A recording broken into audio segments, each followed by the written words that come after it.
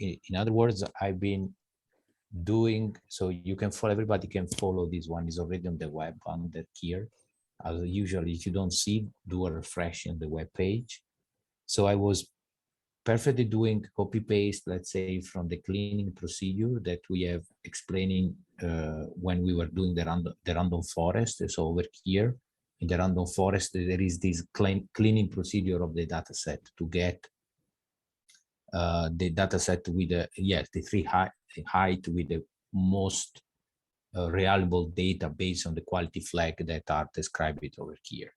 Okay, so I was cleaning the data and merge it back with the predictors.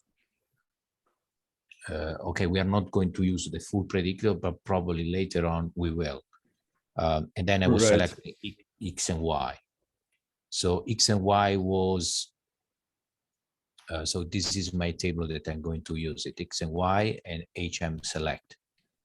So this one was going to be my data that I use it to, that I scale it thanks to the minimum maximum scaler.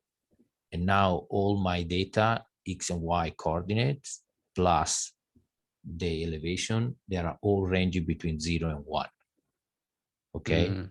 There are a few things there that like we can already notice that are different, right? Like, yeah, first that we see that like the number of points that are close to 0, it's way lower than it was before. Perfect. So yes, that was a good cleaning. And also the type of distribution that you have for the Y, which is the longitude, right? yes. It was a multimodal distribution. Now it's like sort of a skewed normal, right?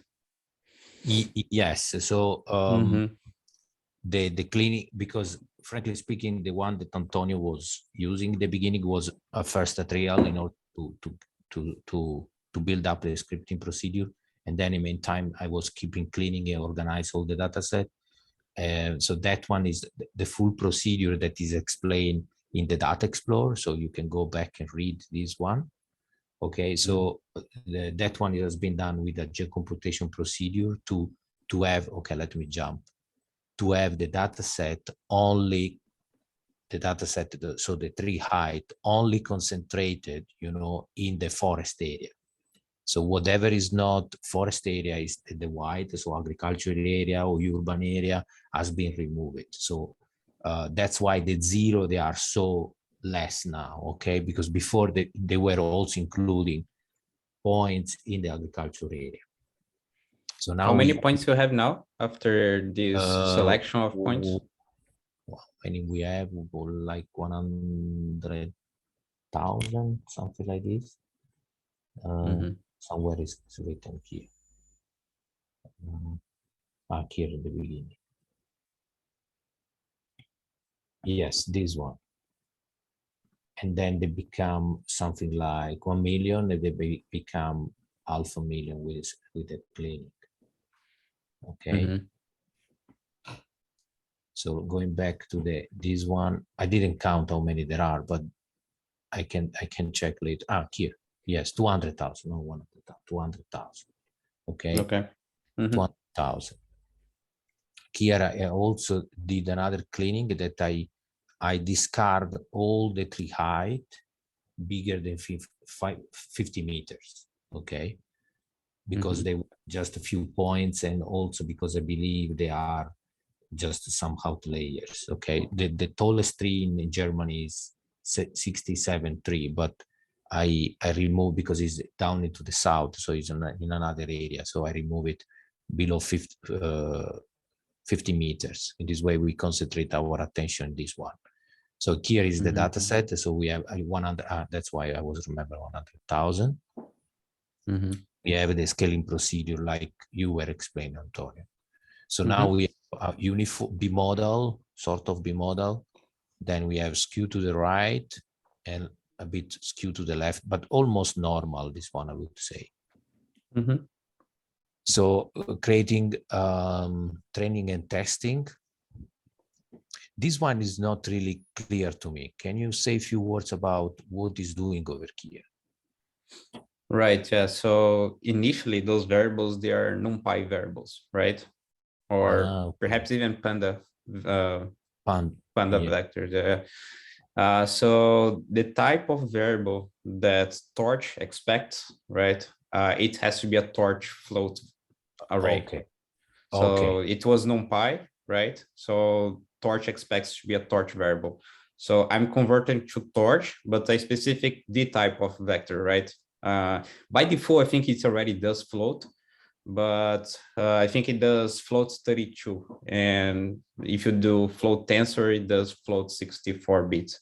So it's just like, yeah, it's a necessary transformation. Yeah. If you don't do that, once you go to the training session of your Jupyter notebook, right, where you do model dot training and everything, there it's gonna complain saying that the variable it's NumPy and it should be tensor. Okay, thank you. Perfect. So it's just a data conversion. Then over here was just copy paste the creation of the perceptron. Okay, where I set. Okay, it was already set to the activation function. And in order to be sure that I was using the right the activation function, I set this one to true. Okay. Then I leave everything as it was. I don't think I have anything else to set. So the epoch, I play a bit with also with the epoch and also with the learning rate. Learning rate. So, and I will see how it was changing this one. It was bumping like you have mentioned before. So this one was, yes, a bit. So I reduced the epoch in order to have a better visualization of the. Do you have the output with the bigger learning rate, just so we can show the people? Not really. I cancel it. Okay. Maybe during the teaching I can rerun and I can show. Yeah, so that will be cool. Was a good point to see and test it. So then I plotted, like you mentioned, the observation versus the prediction, and the R square, the R value, whatever, is they stay very low. Okay. So my understanding, and this is in line, is that X and Y, only X and Y are not able to explain the variance. And this is also in line with no, sorry, it's not that one. With the cross validation,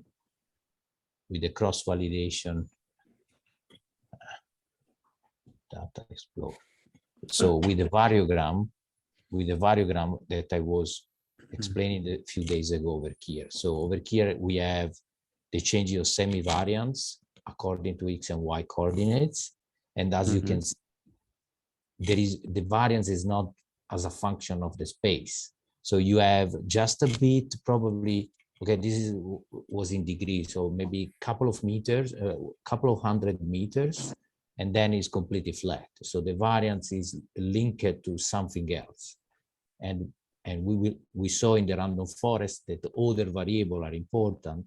So I think when Antonio will introduce the other variable, we will see some improvement in the model. Sorry, can you explain this plot again? What are you showing here exactly? What's lag? Is that for everyone, for everybody? This one is so-called covariance. So it's so-called semi-variance. Yeah, but what's the x-axis here? So over here, the axis is the distance between pair of points. So you are plotting the variance versus the distance between the points. So this is the base when we are doing kriging and co-kriging for spatial spatial prediction. So we are using the semi-variograms, this plotting, to see how much correlation you have between how changing the variance and according to the space. Okay, so you could have a plotting like these more points over here. You can see that around a sort of amount of distance, this is distance again, your variance becomes flat. This is what is over here is say that our variance is there is no any link between the distance between the points and the height. okay, or at least this is very small. So probably after, not probably, after 100 meters, there is no any more variance. In other words, high trees close to another high trees, but then there is something else that is changing the pattern. Okay, so I do expect that there is a strong X and Y correlation. That's why over here, we also didn't see a strong correlation and capacity from X and lat long to describe the height. Okay. But we have to take a couple of things into consideration, right? Yes. It's like at this point, we're just using a single perceptron for that, which is like extremely minimalist approach. Okay, so now is neural network. Yeah. Okay. So yeah, we're gonna see that in a couple of minutes. Yeah, but I think you did a pretty good analysis there. Maybe we give you space to like one more person to present. Anybody else that like did something slightly different from Pepe would like to present? Show someone play a bit that they were trying to replicate with Antonio's data or even Sebastian, but I think he's not online. Yeah. I know that Aphrodite did some stuff too. Would you like to present, Aphrodite? Yes, I can show you. But can you hear me well? Yes. Yeah. Okay, cool.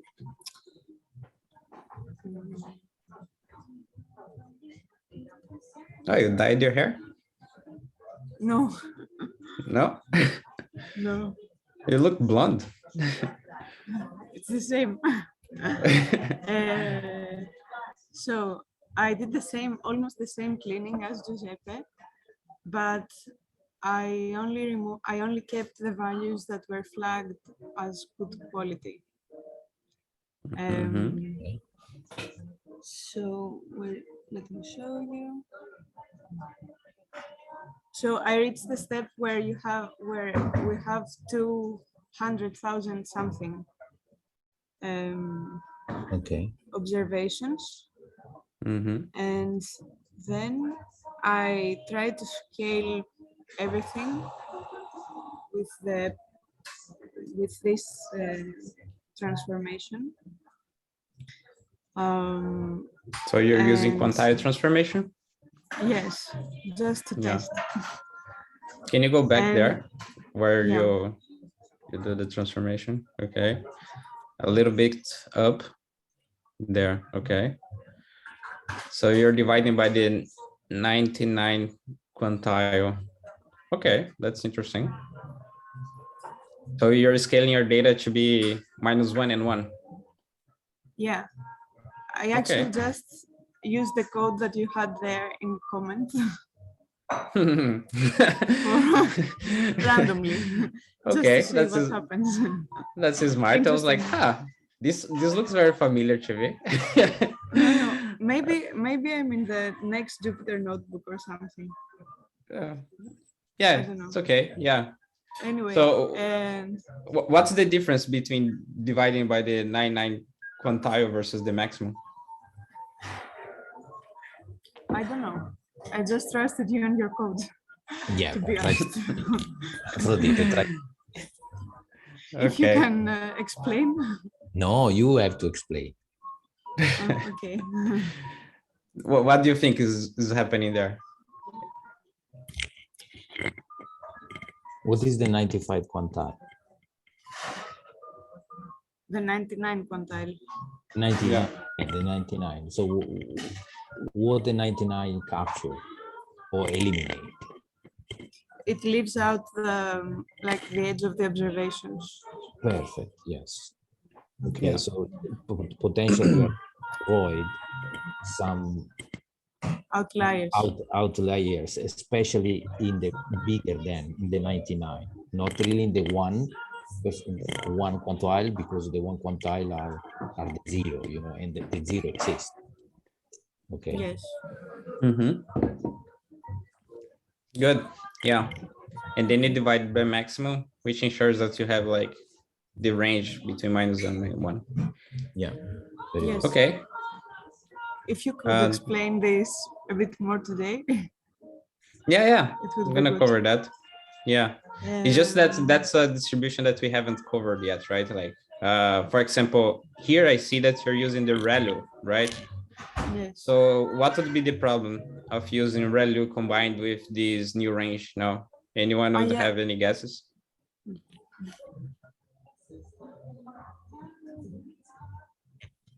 Because the ReLU goes from 0 to infinite. So this is why I asked you this question today. Right. Yeah. Because now we have scaled the data from -1.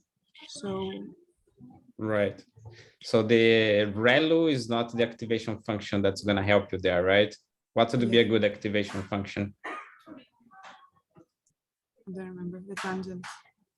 The tangent, right? Yeah. I think it was an option in this code, right?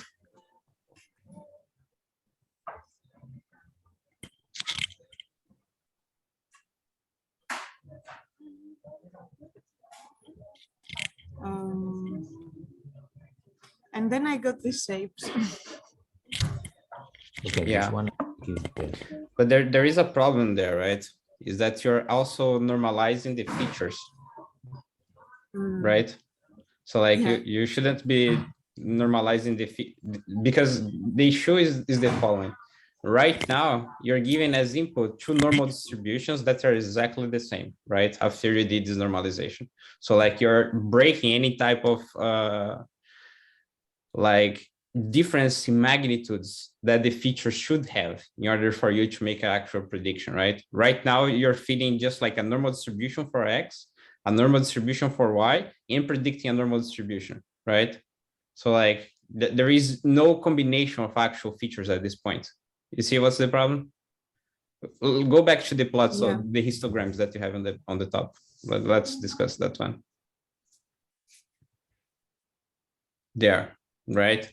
So right now, if I tell you like, I want you to combine the X with the Y to give me the target, which is the third column, what would be the trivial approach to do that?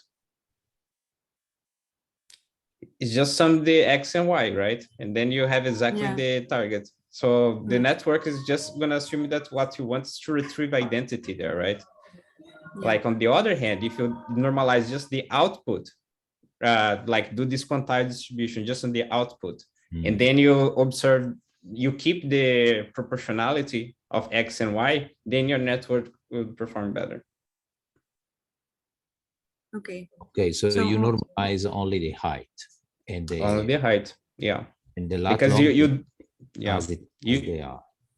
Yeah. So my conclusion is that I haven't really, I mean, I don't understand why we normalize the Y. Why normalize the Y? You mean the target, the third variable? Yeah, the target. Yeah. We normalize the target because we expect the distribution on the targets to have a specific shape, right? And like, and we do that by enforcing the type of activation function that we also want. So that's an extra trick that we use to help the network to find the best fitting, right? But the difference here is that the features or predictors that you're using, they should keep this imbalanced distribution over the features, right? Because right now, imagine that the features that we have, right? They're ranging between 0 and 1 initially, right? And they had the different like usage of each one of those features, right? So like they're expected to be unbalanced because their combination means something different, right? So like the only type of restriction with respect to distribution that we need to care about is the target distribution. And all these like unproportional usage of the features, we want to keep that. Normalized, of course, right? Because the magnitude of the predictor shouldn't be determining the magnitude of the output, right? So let's just give an example here. Let's say that you're talking about, we have two variables. One that's in millimeters. Let's say that's like amount of rain, or centimeters. I think that's amount of the way how people measure amount of rain, right? Precipitation. And then we have another variable that it's expressing, I don't know, a distance in kilometers, right? Then you have something that's in millimeters, because the millimeters could be like 1,000 millimeters, and another thing that's in kilometers. So like, let's say that it was in 1 kilometer. So like the magnitude of those two variables, right? One it's 1,000, the other one it's 1, right? Now, if you do you have these slides, Aphrodite, by any chance? Which slides? These slides that I used in the previous lecture. Yeah, I have them somewhere. But otherwise, I can just show here. I can share my screen. Yeah. Okay, let me share mine.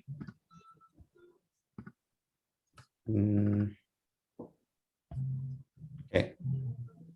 Can you see my screen now? Oh, where's my slides? Here. Let's see.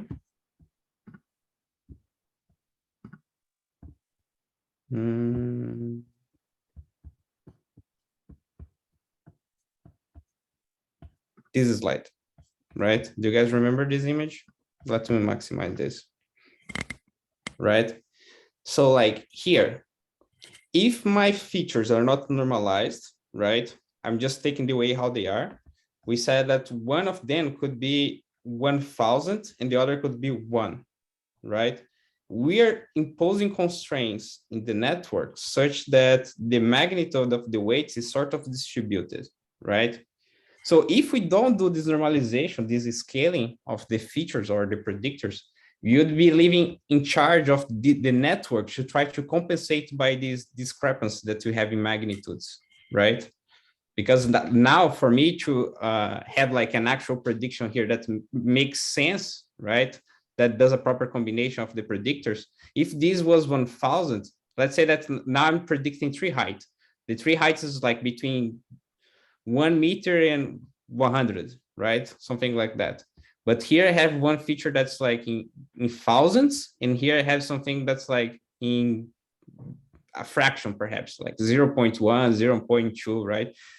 For me to be able to combine that to arrive to something that's in the scale of 0 to 100, for example, I need to have like a huge discrepancy between those weights now, right? To try to compensate for that. But one of the things that we are doing, it's necessarily try to impose constraints in the way how those weights are being designed, right? So like in one side, you have the network trying to optimize the weights, right? Trying to bring balance to the weights, but you're not helping because your features, they are not like in the same range, right? At the same time, doesn't mean anything specifically to you to have like a variable that's in the thousands, right? All that matters that like given the maximum value that I have, right? This variable, it's this amount in fraction with respect to the maximum value. What do I mean by that?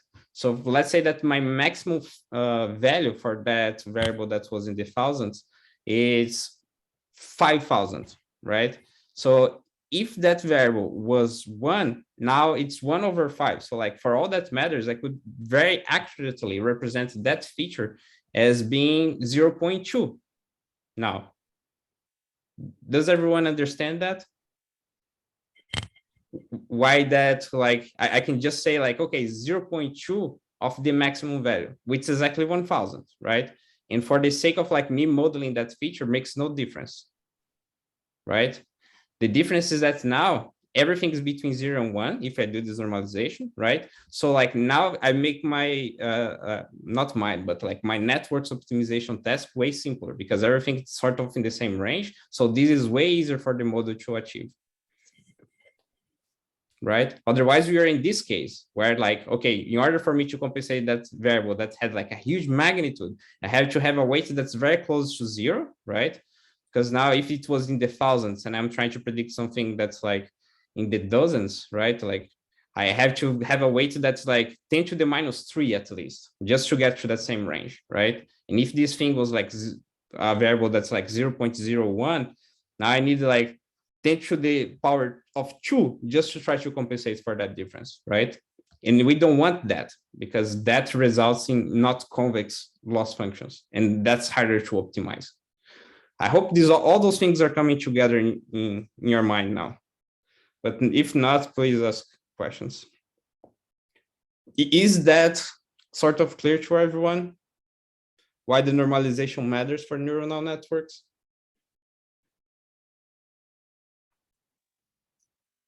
Yes, Antonio, I think it is clear now. Yeah. Yeah.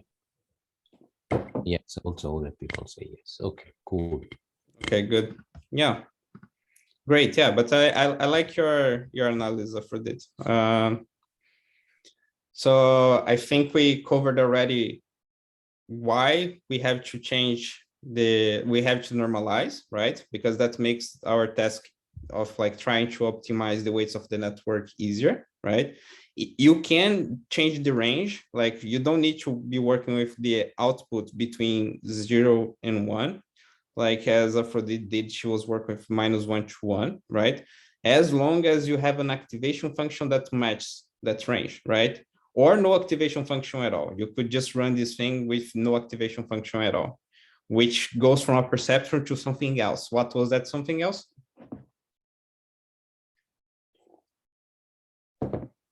Linear regression. Linear regression. Perfect.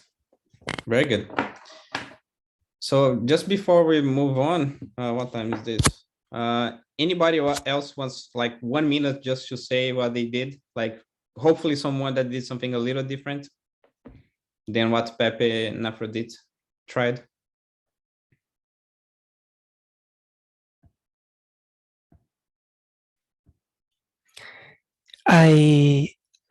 Can you hear me?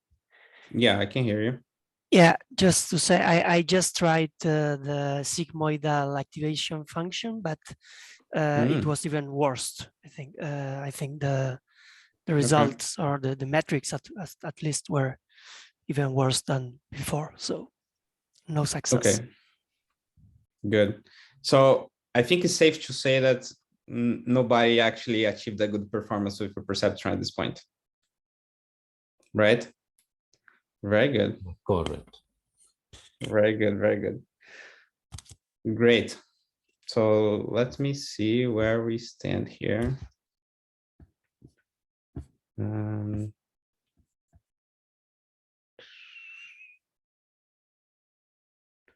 Where's my Jupyter notebook? It's a little messy.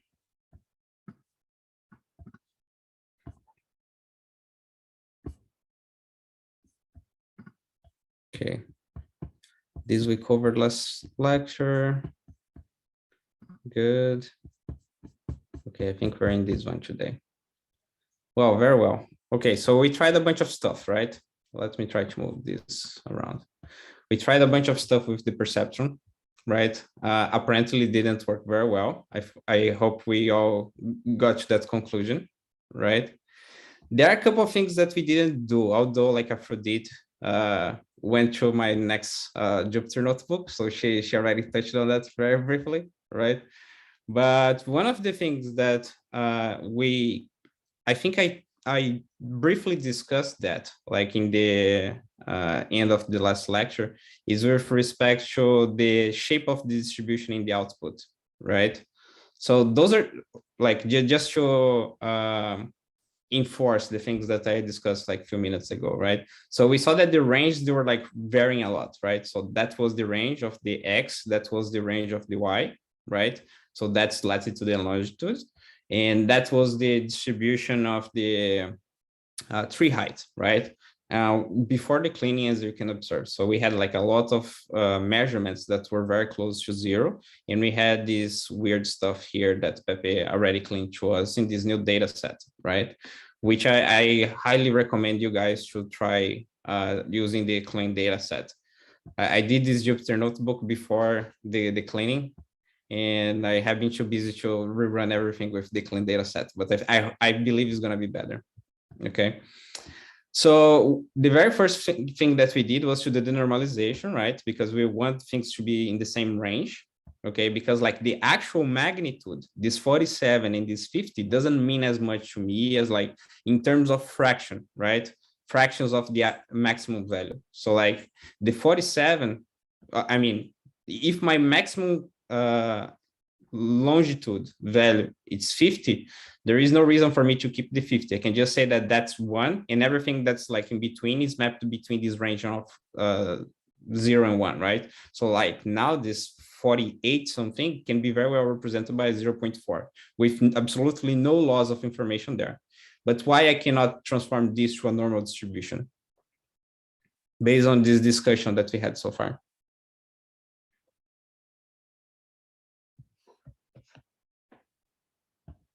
Because if I do that, right, like I lose all the specificity of this variable and how this variable is conditioning things in the output. Okay, so the output I can change. The output I can like change to any type of distribution that I want, right? If I want this to be uniform, if I want this to be normal distribution, I can do that, because this one I can very easily just do the inverse transform, as we saw that is a possibility, right? So if you do the inverse transform, exactly the same way how we call the scalar, right? I think I did that in the last lecture, right? Where I showed that the min-max scalar has an inverse transform that you can use to just bring your data back to the original range, right? So like you can do that at any point. Now I lost my Jupyter notebook. Okay, here. Good. But we do want all these like nuances of the other variables, right? Because they are basically the ones that are conditioning how those variables are related to our output. So like those, the thing that you can do is they scaling, but don't change the distribution.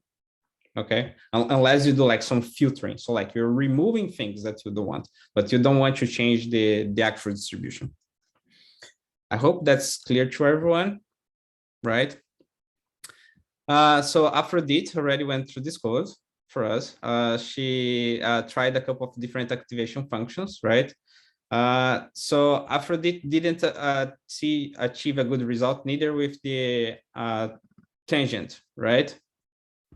But you also changed the distribution of the input variables X and Y. So maybe that was a thing that was conditioning poor performance there. But as you can see, not really, because like the R that I achieve using this activation function with the tangent and just the normalization is still pretty poor, right? But one thing that we can try to do, right, is the power transformation, which you did as well, right? So you use the quantile, which was one of the approaches that was listed there, right? But there is one more that I recommend as well, which is this quantile transform, okay? So if you're not familiar with the quantile transform, it's a very handy transformation, which is also from the family of power transformations, right? That it's very handy for you to correct skewness of the data, right? So like, again, as we saw here, this data was highly skewed to the left, right? It sort of has a normal distribution, which we expect, right? Like most often phenomena in like nature, they sort of present some sort of Gaussian distribution, right? If you're measuring the same event over and over again, right? So like among all the trees that we have out there in nature, right? You have very few that are extremely tall, some sequoias, right? Some very few that are too tiny, right? And most of it's like falls in between, right? Like in sort of like mimicking a sort of normal distribution. And that's the sort of phenomena that you're going to see for any type of thing. So for example, if you work with like animal diversity, right? And you're just gonna like collect animals and do like a census of what's the distribution of the weights. You're most likely gonna get a normal distribution there, okay? Very well, okay? So in this part here, I wanted you to try different activation functions, right? With taking consideration of what's the range that you're gonna try to like output using that activation function. So like some of the things that we discussed before. So for example, if you're doing this normalization to be between 0 and 1, right? There are two options of activation functions that are most likely going to be helpful to you, right? So for example, we can have like the activation function with sigmoid, because that's the range that the sigmoid happens to be helpful with, right? The ReLU is also very helpful. The difference between the two, what's the difference between the two? with respect to the range? The ReLU goes to the infinite and sigmoidal stops at 1, right? It stops at 1. Very good. Yeah. So if you don't have any interest of like letting the output of the model be allowed to explode to beyond 1, right? Which makes sense in our case, right? Because now we know that our output is bounded to the maximum value to be 1, right? So there is a chance that the ReLU is not necessarily going to throw off your training, but you can get some outputs that are beyond 1, which we know that's not true, right? So like if you can enforce the mapping to be in this specific range, that's better overall. Okay, so that's like one thing that you could try potentially. So for example, in this test here, I had activation function hyperbolic tangent, right? For this range, which by no means is a good thing. Let me see if I can rerun this model here. Oh. Let me very quickly try to correct that thing.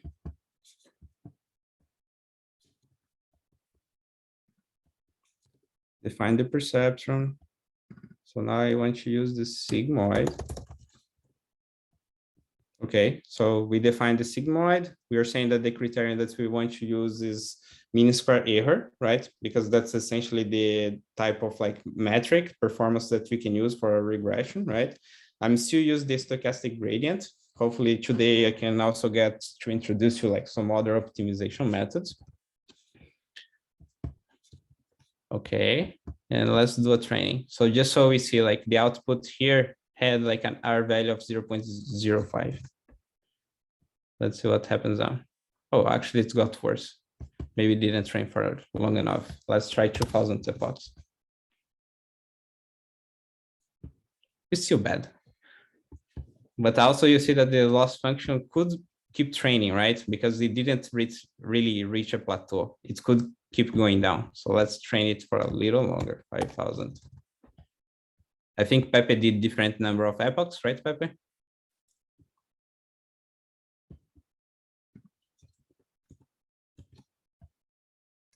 Yes, I did 1000, 2000, and you can see the jumping.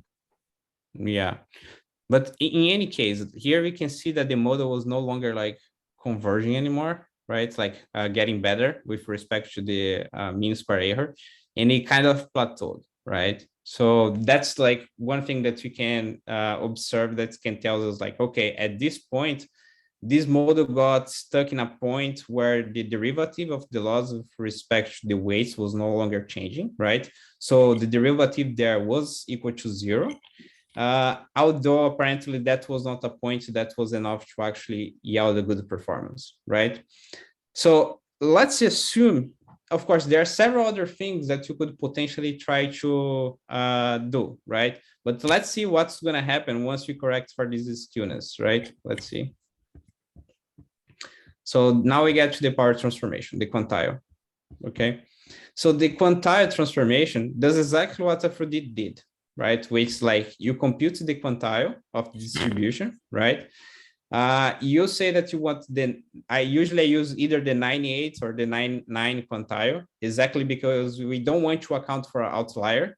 And if you say that you just want to normalize this data by the maximum, right? You could very well end up with like a distribution that's highly skewed still, because like the skewness of the data is conditioned basically by the existence of outliers, correct?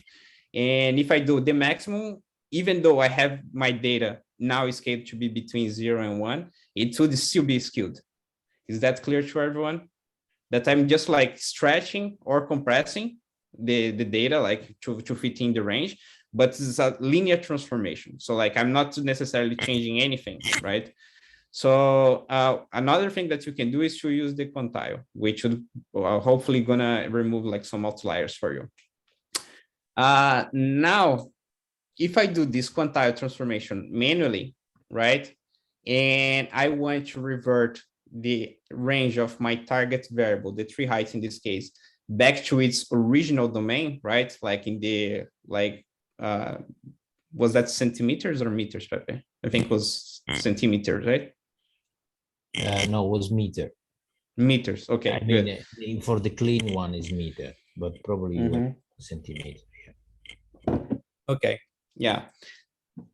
I would have to undo this operation manually, right? Which would be a little bit of a pain because now I have to multiply by the quantile that I had in the original distribution, which I no longer have because you see that's why I replaced the data, right? So one thing that you can do is to train a quantile transformer. So sklearn, among the several other types of normalization that it offers to us, right?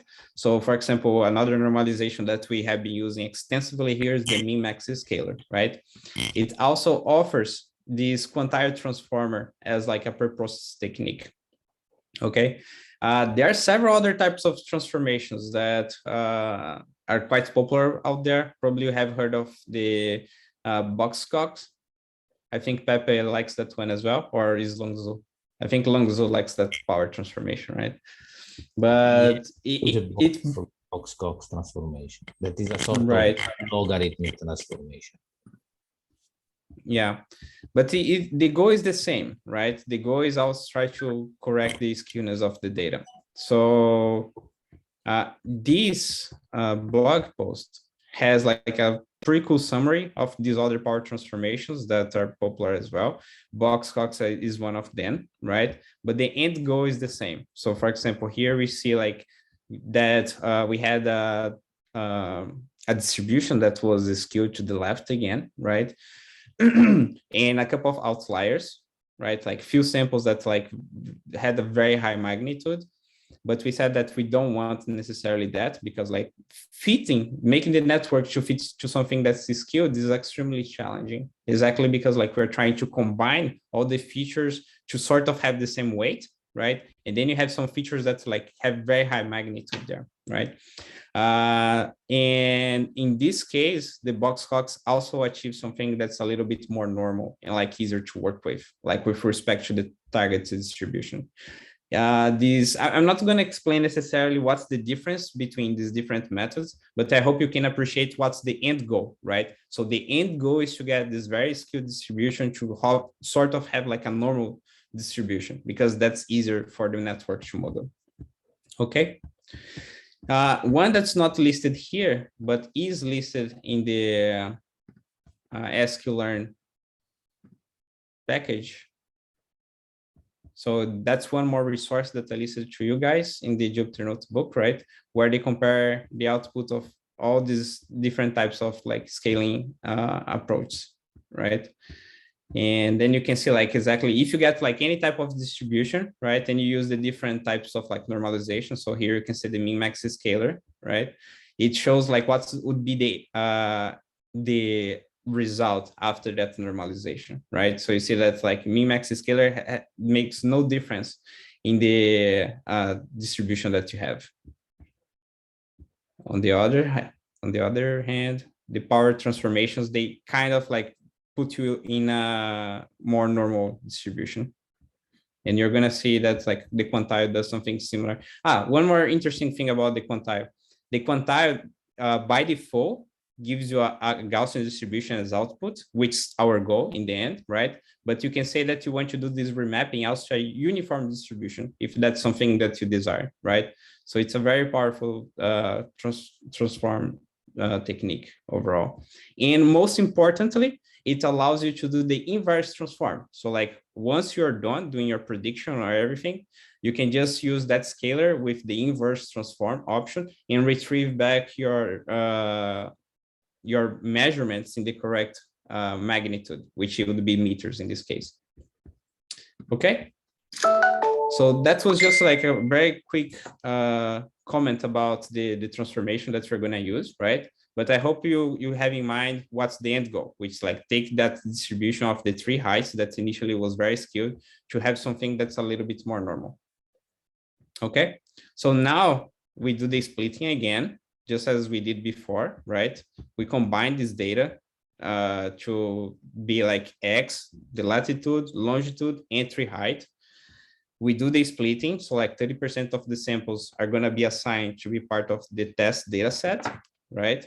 And now we're going to go for the training.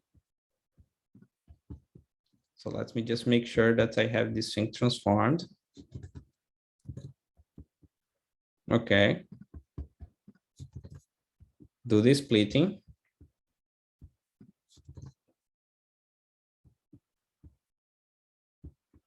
So here, there are a couple of things that probably you're gonna see is that, for example, one of the things that Pepe used on the random forest was the grid search, right? Did you explain what's a grid search, Pepe? Really fast, but you can do it again. Okay, yeah, right. So these methods that they usually have several hyperparameters to be tuned, right? Like some of them we have discussed already, for example. Did you explain what are hyperparameters? I don't think so, right? No. Okay, yeah. So what's a hyperparameter of like any model that you're working with, right? Hyperparameters are things that you set before you start training. So like our designing choice, okay? So for example, some of the things that we design in our Perceptron, right? Can you list some of them for us? What are some of the choices that we make with respect to the way how you're designing the Perceptron training? The learning rate and the learning rate function. And excellent. Maybe the number of epochs. The number of epochs. Yeah, usually we don't say that the number of epochs is a hyperparameter, but definitely something that we choose because there are several things that I didn't discuss yet, right? So for example, you might say that you want to train this model for 10,000 epochs, right? But at some point, most often, what you see is that after a couple of epochs, you're no longer changing the loss rate, the loss of the model, right? So for example, what is the point of continued training after, for example, 100 epochs here? Because the loss per se is no longer changing, right? So you can decide to just kill the training there, right? Because one thing that I also haven't covered yet, right, is that the model is going to keep changing, even though you're already in the local minima, right? You're already in the points that, like, for all that matters, and with a little bit of wishful thinking, it's already the point of minima that you want it to be, ideally. But if you keep like poking the model to like try to move around, you might escape the local minima and find potentially like you might escape the global minima and find a local minima or even like a local maxima, right? So like points that are also gonna attain the criteria, right? Which is like the derivative of the loss function is roughly equal to 0 there, or very close to the minima, but it's not optimal, right? So like if you keep training it, you increase the likelihood that your model is just going to escape the point of lowest loss. So we also don't want that. So one of the things that people use quite a lot is this thing that we call the early stopping, which says, okay, after you have been training for 100 epochs with no improvement of loss, right? Let's assume that here in this point here is like where the loss achieved its minimal, right? Like the minimal value.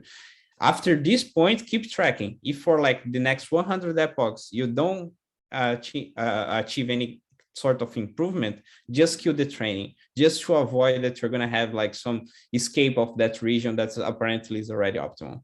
Okay, so that's why I wouldn't call the epochs necessarily a hyperparameter, because that's something that you might just not use the whole extent of it, right? But the learning rate and the activation function that you're using, definitely, those are very important hyperparameters that we have. Okay, very well. So we did a little training here, right? Using that distribute the corrected the quantile transformed target, right? And we still see that like we are not really achieving a good R value. Okay, very well. I think now at this point we can just call it like, okay, we really gave the Perceptron a fair shot in trying to achieve a good fitting for this tree height problem that you have. Although we are using like a very minimal number of features of like the tree height data set, which is just latitude and longitude, which Pepe already explained is by no means enough to predict the tree height, right? So we are going to run the perceptron later on the whole data set, but now I would like to introduce something slightly different, okay? Which like the actual neuronal network. And I hope you're glad that you're finally getting to that, okay? So what's exactly the motivation of getting to the neuronal network at this point? So we have seen, at least empirically, like in trying to solve this tree height data set in terms of X and Y, that it's not enough, right? Let me try to find the here, that the perceptron doesn't seem to be working well there, right? And that's something that people have described in different tests, even simpler tests, that there are several situations where the perceptron doesn't perform well, okay? And just to give you like an even simpler example, although I expect you to already have been grasping the limitations of the perceptron from what we have seen in the tree height data sets, right? But let's use something a little simpler here, right? So here, what we have essentially, it's a line that's being designed as a classifier using a perceptron, okay? So as we have seen so far, the perceptron is essentially a linear regression, right? And with an activation, okay? So the linear regression, the type of like boundary, decision boundary that a linear regression can give to you, it's a line, okay? And that's why we are observing here that for this type of problem here, we have a line as like our decision boundary. So what is the problem that we have in hands here? So here we have a problem that's defined as the AND gate, right? So the AND gate works like this. If I have both entries in my AND gate as being 0 and 0, the output is 0. Okay, that's why like you have like a black dot here. If the inputs in my AND gate is 1 and 0, the output is still 0. So that's why you see a black dot there. Same thing if it's 0 and 1. Okay, now if I have both inputs in my AND gate to be equal to 1, then I have an output that's equal to 1. Okay, so here we have an extremely simple classification task in hands, right? Where like we want ideally to be able to separate the points that are 0 from the 1 given the entries, okay?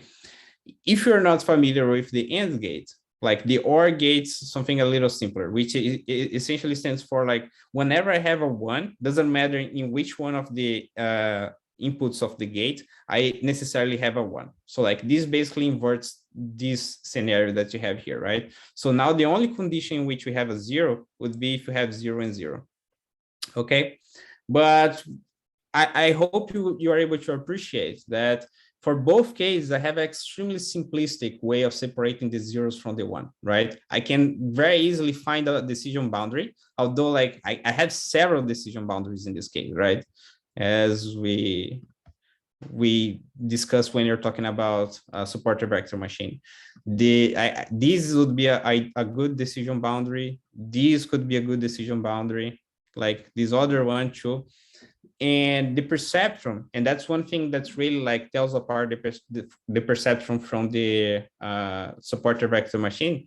The perceptron is aiming to find any decision boundary. So if you run the perceptron multiple times for this problem, right, you might end up with completely different solutions. So like all of them would yell like a different solution, okay? But they are all solving the problem for you. They're just not like aiming at the optimal solution. So like at the point that like you no longer have a classification error, right? You achieve like the point of lowest loss for the classification accuracy that you're looking for. The perceptron can just stop at that point. Okay, so like there is no incentive for it to actually achieve like an optimal decision boundary. Okay, very well. So like we have seen that like for both the AND gate and the OR gate problems, perceptron is perfectly capable to solve those challenges, right? Now, what happens if I have something a little bit more complicated? So for example, this is the exclusive OR gate, right? So how does it work? When I have 0 and 0, my output is 0, as you can observe, right? But when I have 1 and 1, the output is also 0. So the only condition in which I would have like a 1 for the output is if only one of the inputs to my gate is equal to 1, right? In this scenario here, I no longer have, maybe I should stop with this pen, right? Otherwise, I'm just gonna put a bunch of automatic. Okay, yeah. So as you can see here, there is no single decision boundary that I can use to solve this problem, right? Because now I have zeros in both sides and I only have one place where I can actually have a 1, right? And that's something that Sebastian asked me at some point in the lectures. Is Sebastian here? I don't think so, right? Okay, yeah, no, Sebastian is not here. Yeah, but what he asked back then, I don't know if you recall, was that like there will be problems where a single perception or a single decision boundary is not going to do the work for us, right? And then how should we proceed to solve that? Do you guys remember what was the answer back then? What I told him?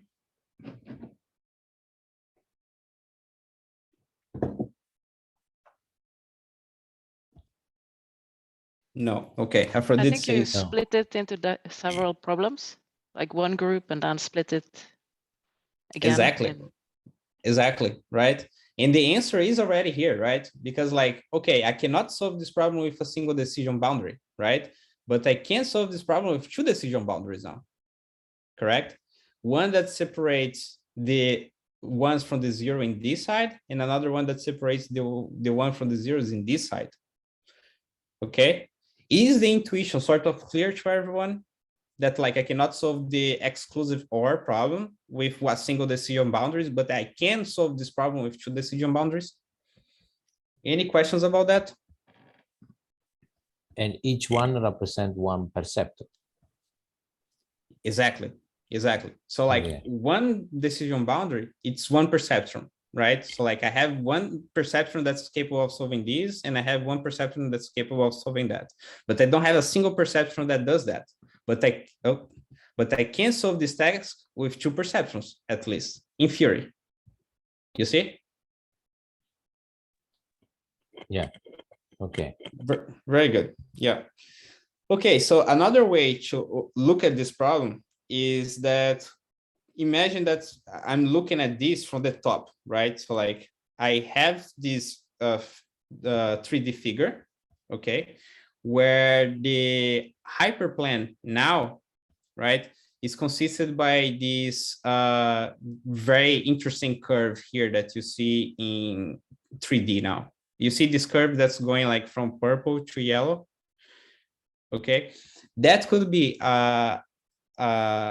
the output of a sigmoid function that's basically classifying or separating the points as being 0 and 1 for this specific problem that we have, right?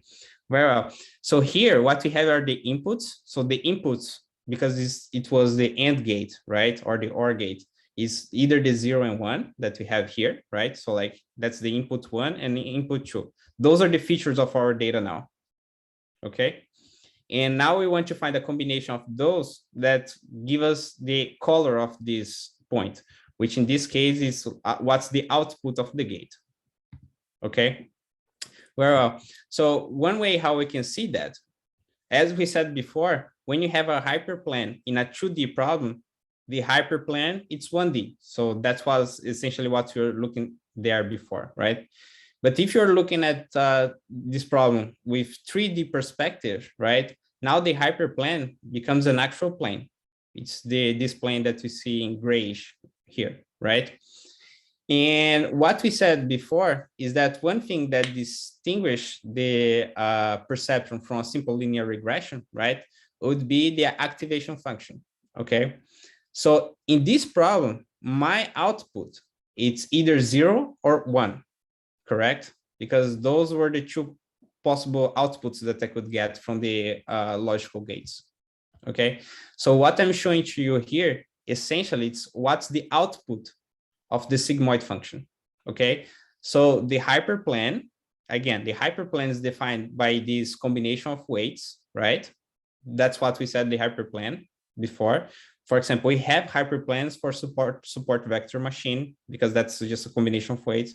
We have a hyperplane for logistic regression. We have hyperplane for linear regression, okay? The difference is the activation function. So what I'm showing to you here is the output of the sigmoid, okay? So for example, if the output of the sigmoid is close to 0, okay? So those points, they should be labeled as 0. If the output of the sigmoid is close to 1, those points should be 1, okay?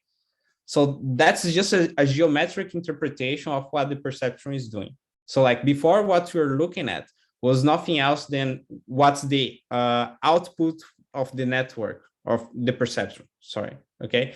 But now we are having a geometric interpretation of what's this thing is actually implementing, okay? Which, like, if you're observing that in the original data domain, right? Like as we are doing here, that's essentially the sort of thing that we're doing. So we have the hyperplane and we have the output of the perceptron after the no linear activation function. Okay, I said a lot of stuff and I see a lot of confused face. Any questions here? Can everyone understand that like what we were seeing before was the analytic solution for the perceptron, and what I'm trying to show you here, it's what's the geometric solution of the perceptron, but they are essentially implementing exactly the same thing. Okay, that's just like a visual interpretation of what the perceptron is solving. So yeah, we will have, now you represented only one line with one perception. Mm-hmm. Then Right. we will have with and the hyperplane. Then Mm-hmm. we will have a combination of these hyperplane that are splitting the different points. Correct. It's going to be our multiple hyperplane function, or whatever it's called. Multi-layer perceptron. Yeah, there is a name for that. Okay. It's called multi-layer perceptron. Okay. Yeah. Okay. And we are getting there, right? Yeah. So now we said visual interpretation. Yeah, right. Like the visual interpretation feels very logic, right? Although you need to know a little bit of like linear algebra, so you can grasp the concepts of like what's the hyperplane, right? What's the hyperplane actually doing? But like when you move from hyperplane to the output of the perceptron after the sigmoid, right? Then you can see exactly what the sigmoid is actually doing. So the hyperplane is defining the location of the sigmoid, but that's what the sigmoid does. You see that the sigmoid is touching the hyperplane. I hope everyone can see that. Very good. Good. I think we're doing good. Let me see how we're doing this time. The hyperplane is being projected onto the sigmoid. That for me isn't very clear. Okay, yeah. So it's different. Not different. So the position of the sigmoid, right? What the sigmoid does is nothing else than, okay, assuming that I have the hyperplane already set, right? Because the hyperplane, what it was doing for us is to map our output to a value, any value before, right? As we were doing before. So if I just do a simple linear regression, this hyperplane would be just saying like where this line, or like now this plane because we're in 3D, right? Where this plane should be in order to try to get as close as possible to the value of those points, right? Which in this case was just 0 and 1 for those guys, okay? But that's all. So like you see that like my goal is to have something that's either 0 and 1, but the linear regression or like the position of the hyperplane just tells me like, okay, this guy, he should be 0.01, and these guys, this should be 0.98, for example, but they're not 0 or 1, right? So what the sigmoid is going to do for us is like, okay, the position of this decision boundary is here, because I already found to you the ideal position, and that's essentially what the hyperplane is doing, right? But the ultimate classifier is the sigmoid that's going to say, okay, now everyone that's to this side of the hyperplane is going to be 0. Doesn't matter if it's like 0.001, it's now 0, because that's the output of the sigmoid here, right? And everyone that's in this other side is going to be 1. So like the sigmoid does the last step, like the last bit of the legwork for the thing to actually become classes instead of just like a simple regression. So it's making an interpolation between 0 and 1 to identify the value. It's not interpolation, right? Because like you see that these points, they are not like close to this transition, but they are a little further away, right? Let me see if I find the sigmoid function here. Here, in this case. Can everyone see this? Yes, yes. Apparently there is a part of the column that's also called sigmoid column. Very interesting. Well, yeah. So I'm glad nothing bizarre showed. Yeah.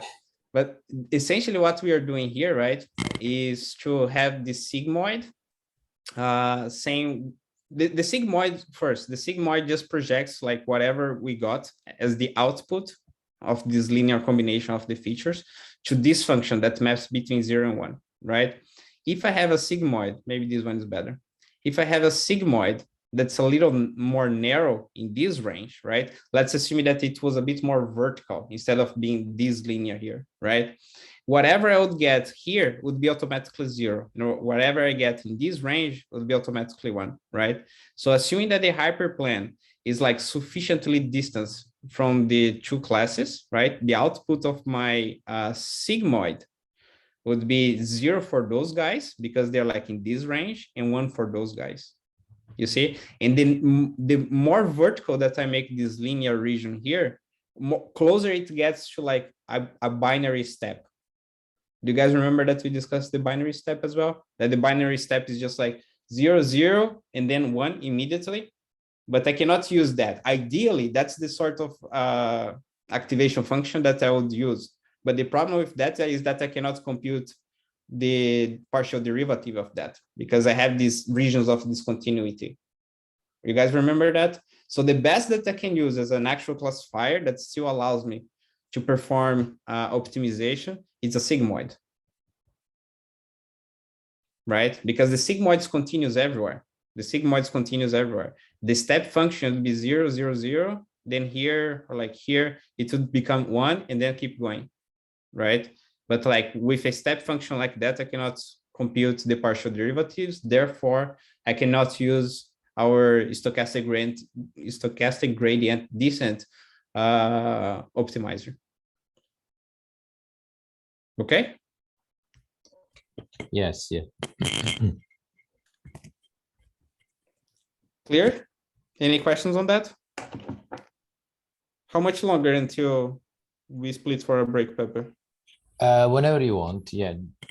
Okay, let me just finish that and then we... When you finish a good moment, yeah. Yeah, okay. Very well. So now, if I want to solve the XOR problem, right, I can just have like two hyperplanes, as we said before, right? So one is going to take care of these guys, right? So like I'm going to have one hyperplane that does this classification just with this red and those two blues, right? That's one hyperplane here and one sigmoid activation here. And I can have this second perceptron here, which is like now separating those two blue from this one red that's to the right, okay? And then if I combine the two of them, right? If I sum the two of them, that's the end result. So now I have those two sigmoids that are like fitting on my data, right? And then I have like a pretty good separation of the blues from the reds. You see? So like what we did is nothing else than stack perceptions, right? Can everyone see that? That we're just stacking the behavior of two perceptions to get something that's more complicated.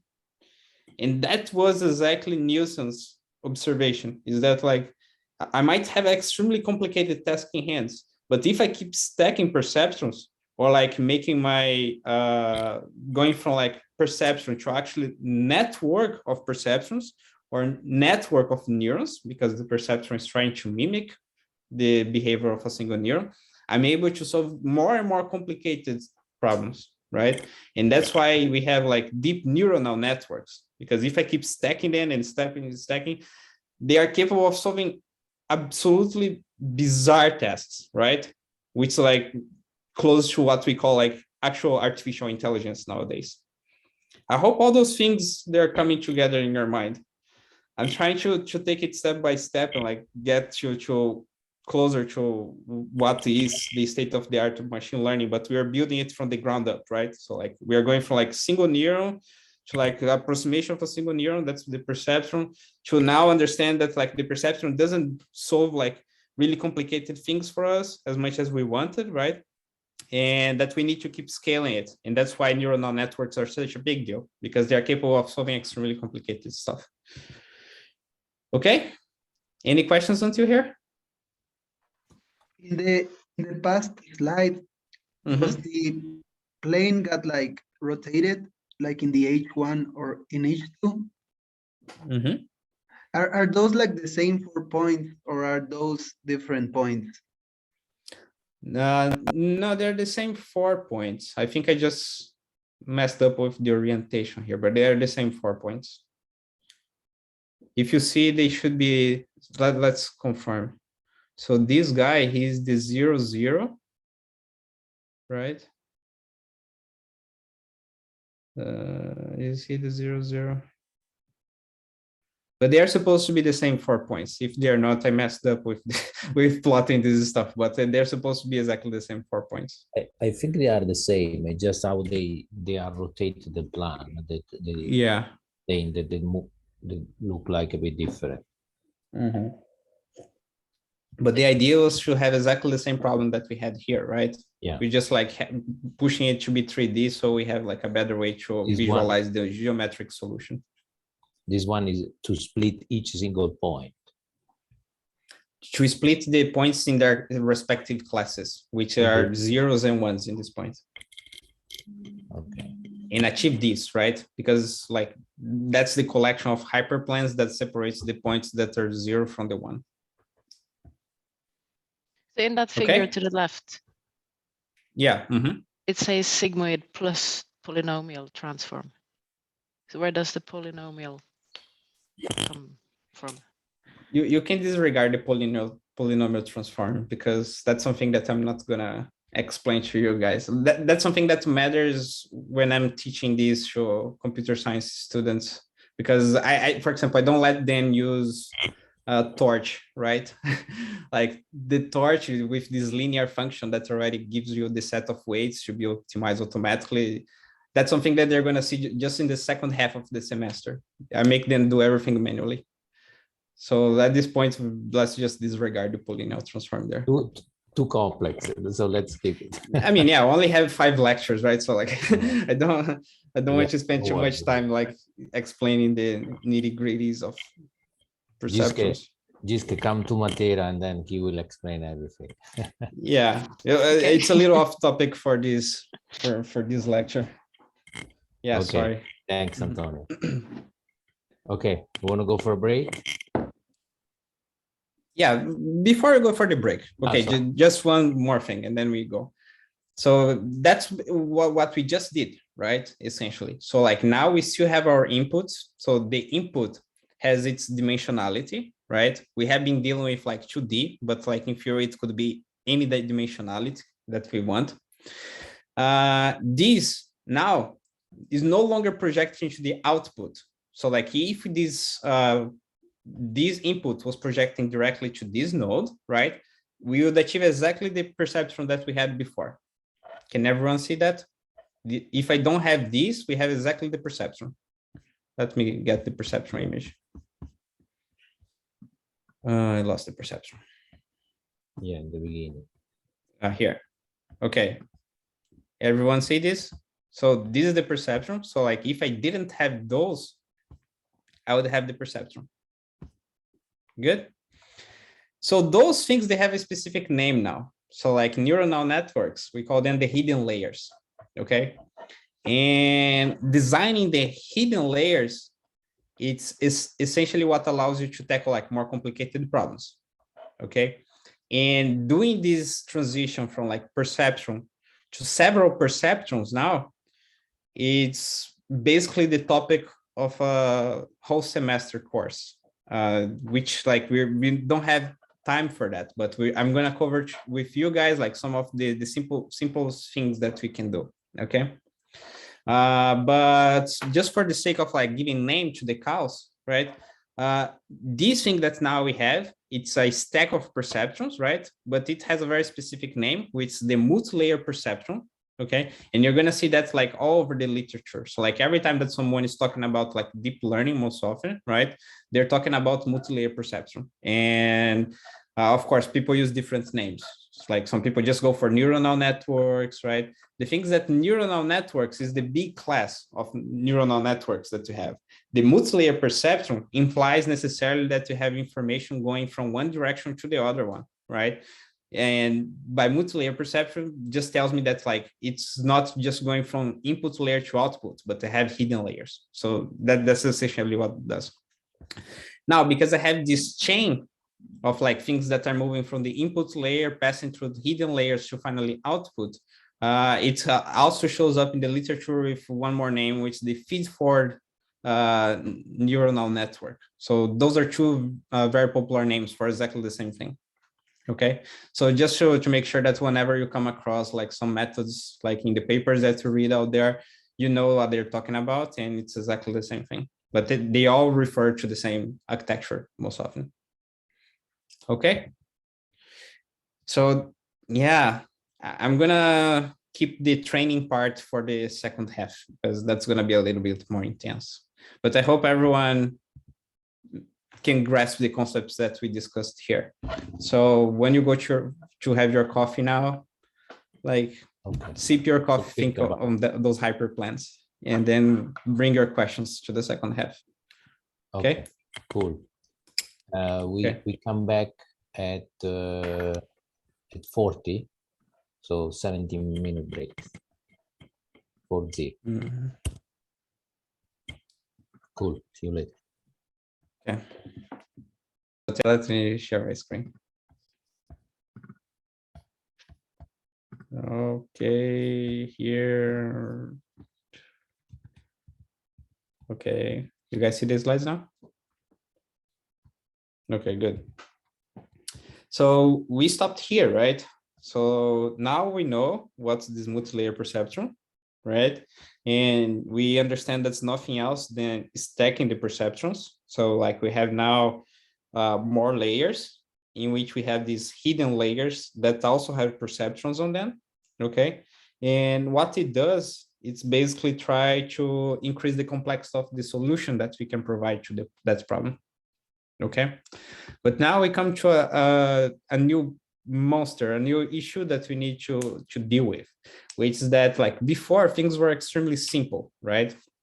I could very well just see how my output was changing, right? Do a little bit of tweaking on the weights here and try to approximate a better solution, right? But now you see that, I hope you can appreciate that things are a little bit more delicate, right? Because since I have all these other bits here in the middle now, right? I'll change just in those weights here, they not directly correspond to a change in the output. You see what I mean? So for example, the change of these weights, they are conditionally changing this output. But the change of these weights, they are still gonna be conditioned to how those weights are gonna project outputs to those units. Okay, so the training gets a little bit more complicated, and it's not a little bit. Let me be honest, it's not a little bit. The reason that things like these were difficult to train by just using like these little tricks of trying to optimize the weights directly based on the very less output basically set machine learning to a very dark period, which people call it the artificial intelligence winter, you know, where nothing else was being developed using neuronal networks. So I don't remember if I showed you guys, but there was these periods in which like the word neuronal networks, they were bumping, right? Did I show this diagram to you? If not, but like neuronal networks were very popular, like in this between the 70s and the 80s, and then it disappeared, right? And this period was exactly when people went from the perceptron as like being something that can solve like linear problems, then to say, oh, look, I can actually increase the complexity of the problems that I can solve by stacking neuronal networks, stacking perceptrons, right? And building neuronal networks out of those. But the way how I trained those neuronal networks to solve real world problems, right? It became extremely complicated because basically what it had to happen now was that I had those weights, that was the way how people were solving things there. I have these sets of weights, which now it's a lot, as you can imagine, just by the number of lines that we have going from a single node to the other nodes, right? And I would just try to play randomly in a stochastic fashion the way how I set those weights and see how that would influence my output. But because these combinations, right, they're no longer linear, right? Because now I have like several things stacked, right? It was borderline impossible to train neuronal network, okay? So that basically killed neuronal network for the people in the 80s. And then they went to like use other stuff. I think that's exactly when random forest was born. I think random forest came from the like something between the 80s and the 90s, right? Yeah, more towards the 90, I think. Yeah. Mm-hmm. So people went to look for other solutions, right? Decision trees and so on. So, but these tricks about how you solve, how you properly train your neural networks, right? Was a trick that basically was invented by this guy who was still active. Like, he's a professor in the Computer Science Institute, University of Toronto, called Jeff Hinton. He's also like one of the big names inside of Google nowadays. And he basically found a way to solve that, right? And this is a bit math intense, but I'm just gonna stick to like to the big picture with that like to you guys, okay? So how does this problem get solved now? Okay, so the way how Jeff Hinton formulated the problem is the following, okay? So now we want to see how those weights, right, they are combined in order to provide an output, okay? But I cannot just stack them all together and say like, okay, now I have these weights plus those weights and these weights, and I'm gonna combine, try to optimize my output with respect to all those weights at one pass, okay? So that was the trivial and naive solution for the problem that took people nowhere in the 80s, right? But what Jeff Hinton said is the following. Okay, so let me break this problem in parts, okay? So like now, I want to see how this output is conditioned by those weights. Then instead of like just seeing how this output is conditioned by those weights, instead, I see how the output of this neuron is conditioned by the inputs that it's receiving. You see? So like, instead of comparing this output to things that are happening like in the hidden layers or even in the input layers, I compare that to what's coming like from what's the word? Adjacent? Like in the rivers? Well, what's the word, Pepe? When you have like rivers that are like the delta merging. Bifurcation or delta estuario. No, what? I know that there is a word, but I don't remember. Anyways, yeah. Maybe it's the word in Portuguese. I think I just remember the word in Portuguese, which is adjacent. But anyways, it doesn't matter. Yeah. Junction. Junction. Yeah. Anyways, that doesn't matter. But like the point is that like now I take this problem like in smaller parts, right? So like now I see how these outputs conditioned by those inputs, right? For the inputs that this node is receiving. And the same thing here. So now I see how these outputs is being conditioned by the inputs that this node is receiving, okay? Which, as you can imagine, makes the problem way more complicated, okay? And I'm gonna show you a little bit of how this math is done. But in order for us to get there, right? So we have to now specify where these weights are, okay? So we can do this computation properly. So now we have a little bit of nomenclature that needs to take place here. So now these weights, they're not just any weights, right? Before we didn't really care. We just said like, okay, is the partial derivative of the loss with respect to the weights. And then we assume that the weights, because they're all coming like from the input layer, right? They're all like going from the input layer directly here. It's implicit that each feature has a weight associated to it. So we didn't have to care about like where this weight was actually at, right? So now we have to specify what it is. So like the nomenclature here in this case is saying that, okay, for any weight matrix that I have, is taking me from the node I to the node J, okay? So for example, when I have like the weight matrix Ji, that means that the I is projecting to J. So for example, this would be the node I to the node J, okay? But you see that the I has several dimensions too, right? So like this node has this I1, I2, I3, and I equal to 4, okay? But it's just like identifying where those weights are with respect to the node that I'm taking consideration, okay? Of course, they all have biases too that we can incorporate. And as we saw before, like most often when I'm dealing with like these torch libraries, right? The torch and linear that we have been using quite extensively. Oh, I lost it. Okay, let me try to reorganize some stuff here. Yeah, so the NN linear here, this function, right? It by default includes a bias, right? If I don't say that I want my bias to be equal to false, it has a bias there. But since we are using no linear activation most often, right? The bias doesn't really matter that much for us, okay? But anyways, but the bias is always there in the equation too, most often. Now, A, this is the output of that node, okay? So for example, as we said, I no longer can use the output of just like the last layer, right? But I do have to take in consideration of what's the output of any intermediary node now. So for example, as we saw before, try to imagine that this isolated here, I'm gonna isolate the single neuron, right? This single perceptron, which by all that matters to us is exactly what we had here, right? I have the inputs to this neuron, right? Those inputs are going to be combined, and then I have an activation, okay? So now for this neuron, although it's not the output neuron, I still have the activation of that neuron, the output of that neuron, right? Which is still conditioned by the inputs it's receiving. Good? Oh, good?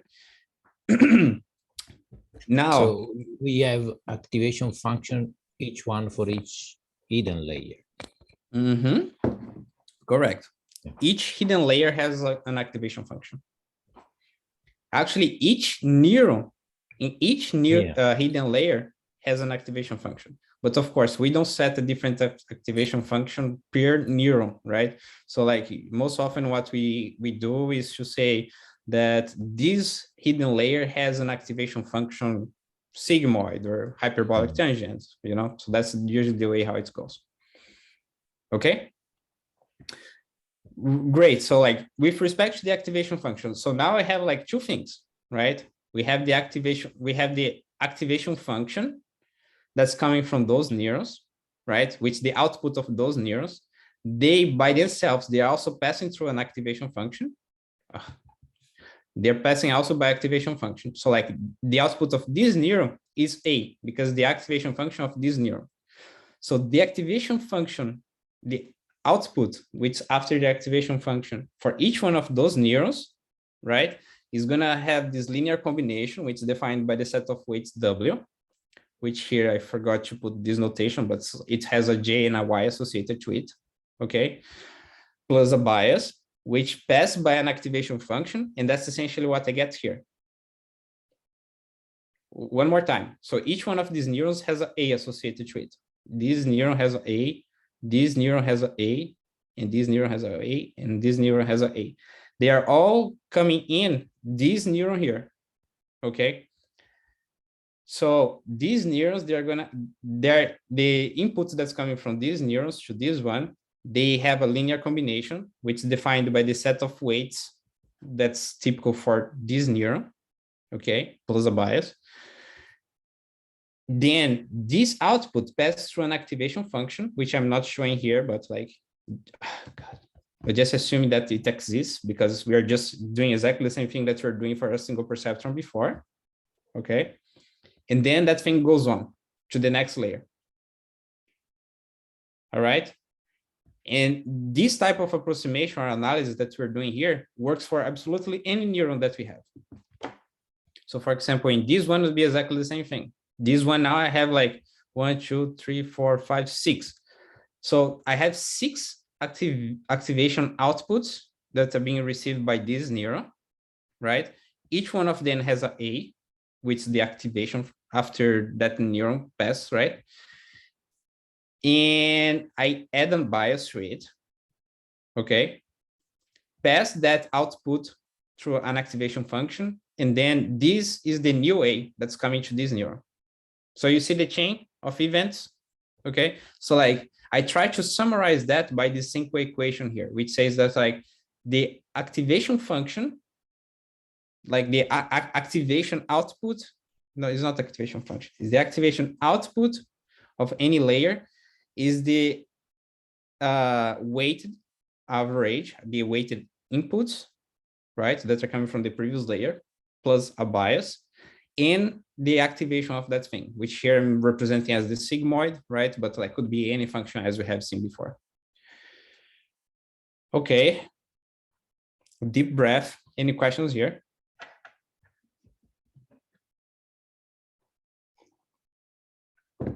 Yes. So the activation, we saw that the activation function is a function, we need to select as a function of the range of the output. So this one is valid for each single individual layers, hidden layers. Yeah, so we can change between. That's a great question. Yeah. So for example, I told you that the designing of these hidden layers is pretty tricky, right? How you design an activation function for something that's not directly influencing, playing a role in the output is something that justify having a whole course just for that. But I'm going to try to simplify that, right? So like there are some general guidelines that you can use, right? So for example, some strategies that work in general without like getting too much into the math of it is to just let those layers to not have any boundaries. So for example, you might want to have those as not having an activation function at all. So in the end of the day, they would become just simple linear combinations, right? Other people prefer to use rectifier linear unity, which was a thing that was created by Jeff Hinton himself as well, exactly because solving the problem, just letting these hidden layers output anything that they wanted was too complicated. So when Jeff Hinton designed the actual neuronal networks, like to use these strategies that we're discussing here for training, right? He realized that we couldn't just let them float. So he invented the rectifier linear unity exactly to make the training easier here, right? Some people use sigmoids as well, but there is theoretical evidence that the sigmoids constrains too much the learning in the hidden layers. Okay, so as general guidelines, I usually recommend using either no activation function at all for these hidden layers, or using rectifier linear unity. Okay, and here I'm skipping a bunch of details, which I would love to explain, but I think would be a little too much detail for this course. So Antonio, we don't specify any activation function at all, because you say for the hidden layers. No, we specify activation function. We specify the first. No, you can specify activation function for every hidden layer. Yeah, but the practice, you say either you don't or you use rectifier linear unity. Yeah. Okay. Rectifier. Yeah. Okay. Okay. And you're going to see that like code wise, this whole thing is very simple, right? It's just that like, as I said before, if you simply go to use it, like the neuronal networks without knowing the building blocks of a neuronal network, most often you're not going to get any results, right? And then if you don't understand what's the role of each one of these components in neuronal networks, it's very hard for you to understand what you should change in order to make it work, right? So I'm trying to give you like a minimal intuition of what's happening, what's the function of each one of these building blocks that we're going to see in the code, so you know what they should be doing, and then I can let you experiment with that as well. Okay, any questions until here? Okay, cool.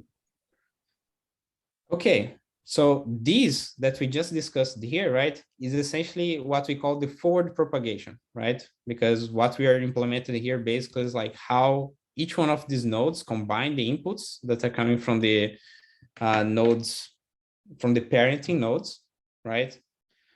How you combine the inputs by having like this set of weights that are now intrinsic to this connection between those two layers, right?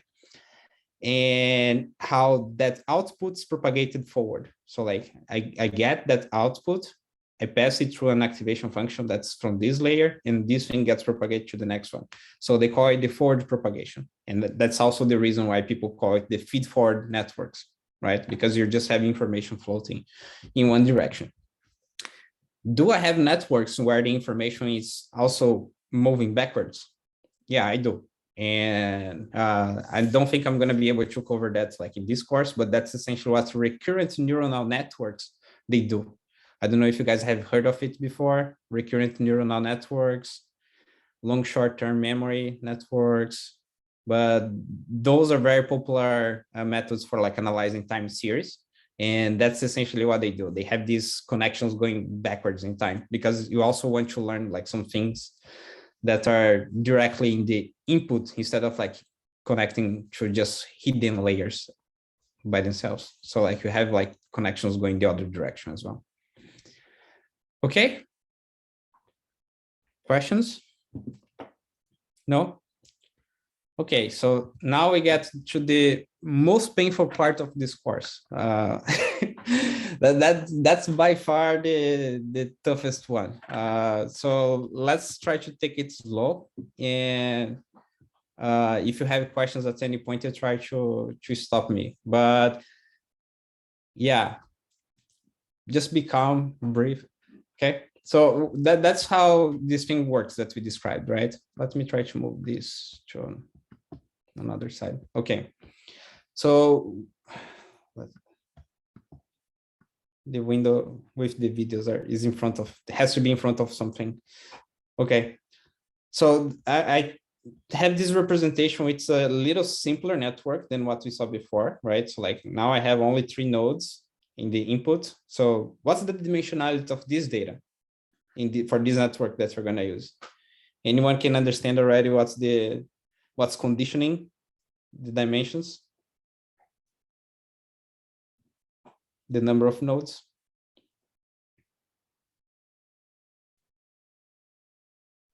No. So how many input layers? How many variable, covariates? What's the dimensionality of the input data, right? So for example, this data, the perceptron, right? We had inputs 2 because we had an X and Y, right? So these would be like 2 nodes in the input projecting to 1 node in the output, right? That's what the perceptron was doing for us in the previous test that we did. Now I have 3 nodes in the input. So now for this network specifically, I'm expecting the data to have 3 dimensions. Okay. For the complete tree height data set, we have 22 variables, right? So like I would have 22 nodes in the input. Okay. The hidden layer at this point, I'm telling you that's arbitrary, which is not, in reality it's not, but like to justify the hidden layer, it's a bit more math intense. And at this point, we're just saying that's like, we can just keep it as arbitrary. So in theory, you could choose whatever we want, right? Now I have an output here, which is just for the sake of didactics, right? Educational purpose, that has 2 nodes, okay? What does it mean? before we have been dealing with a network, with a perceptron, right? That had just one node in the output. And we made a comment about that. Why we had only one node in the output?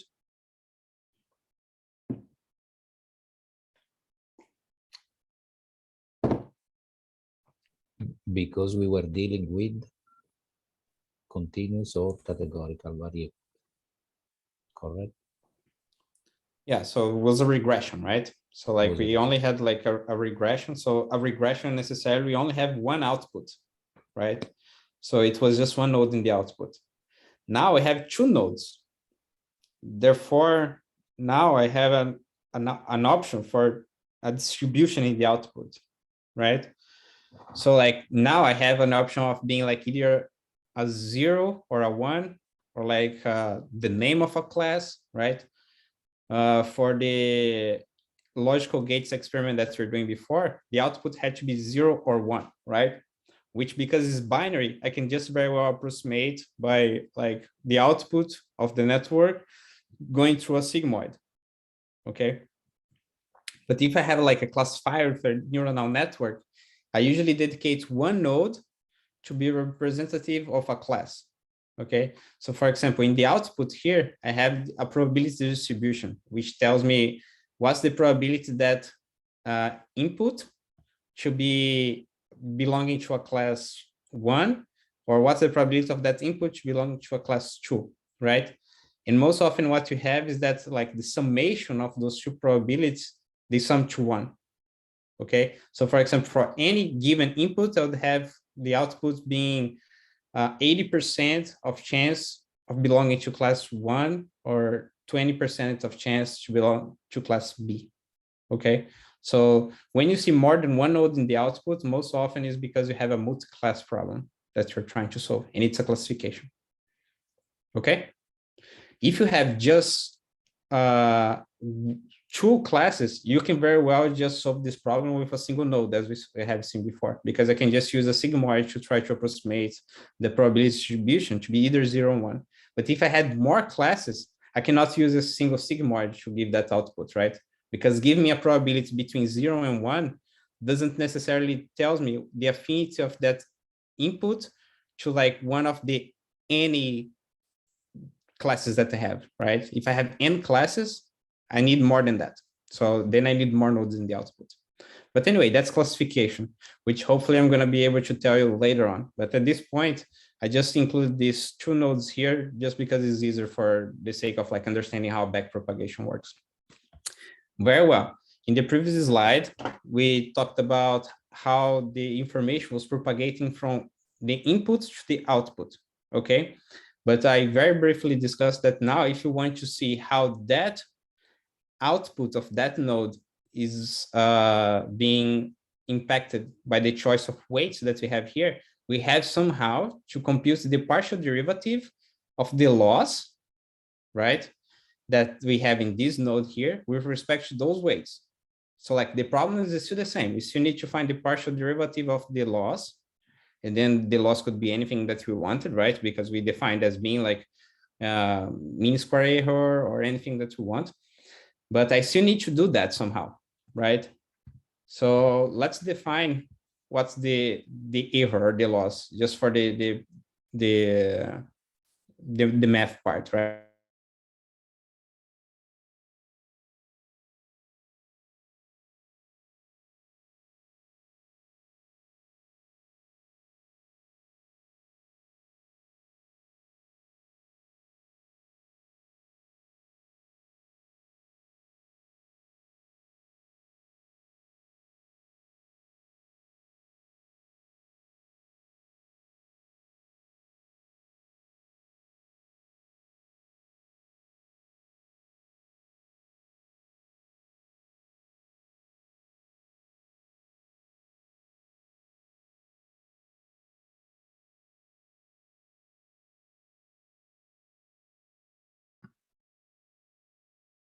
Am I back?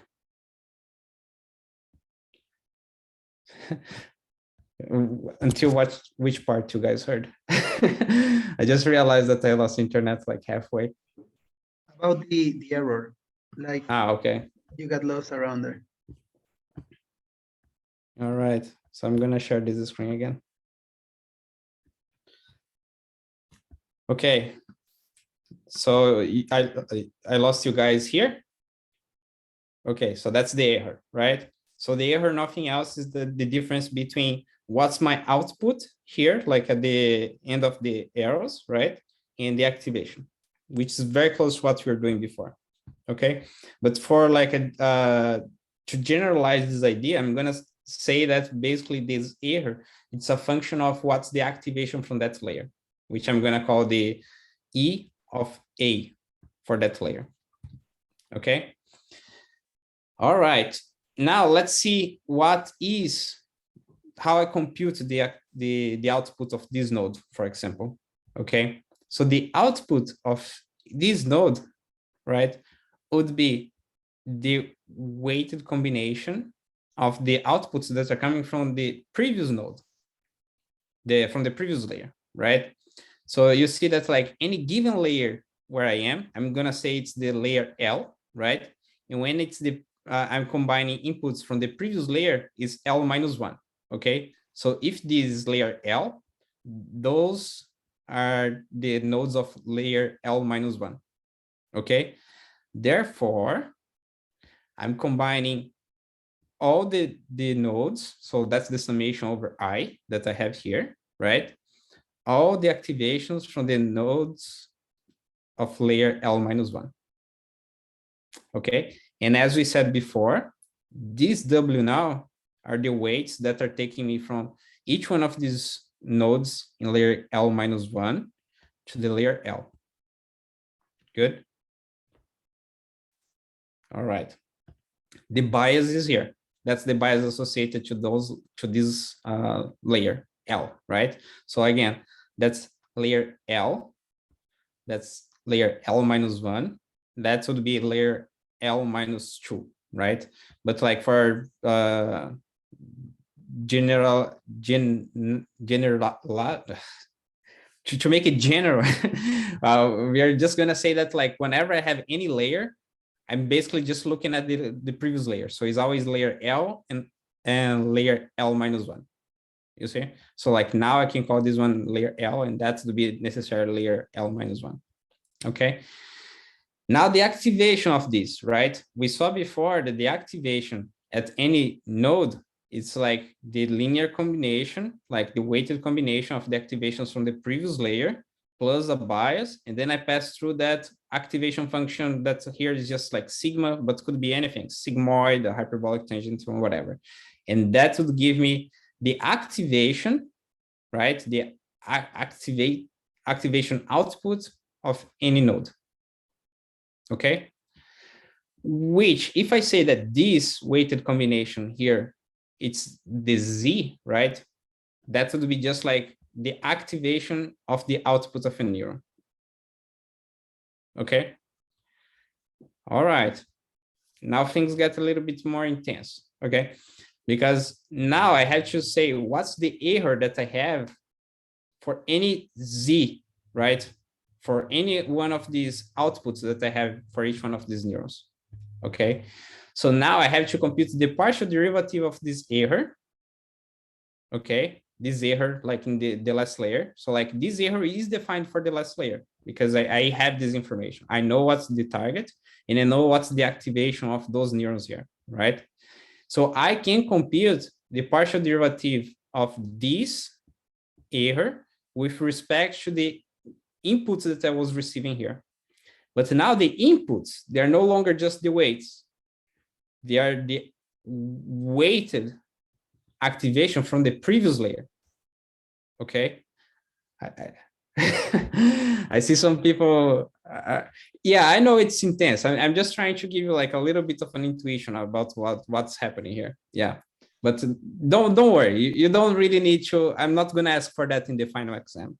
Okay, it's just like so you guys understand what's happening. Okay, so now I need to compute this partial derivative of the error with respect to what's coming in the previous layer, which no longer is just the weights by themselves, but it's a weighted combination of the activations from the previous layer.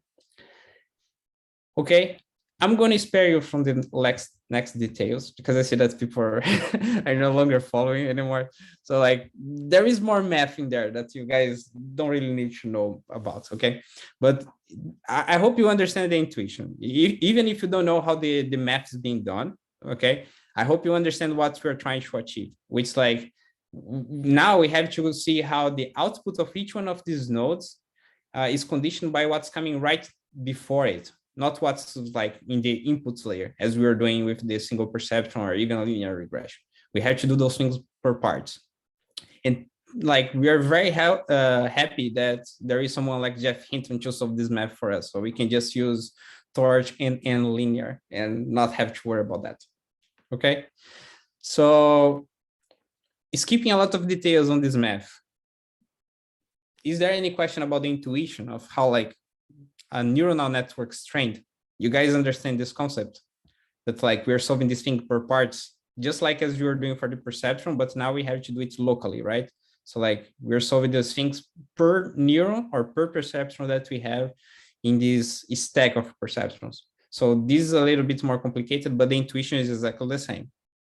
I hope you can appreciate that if you isolate a single neuron, the equations that we saw before are exactly the same.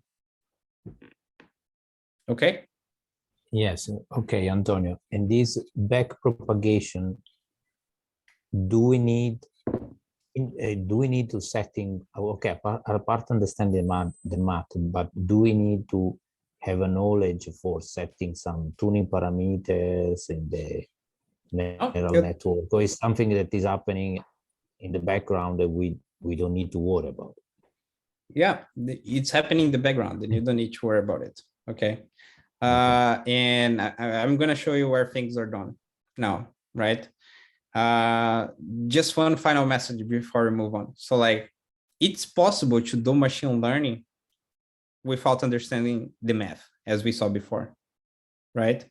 Like, I can give you like a pretty good intuition about how to tweak each one of the parameters, right? And then you're just going to be playing around with the parameters until like, hopefully you're going to converge to something that makes sense.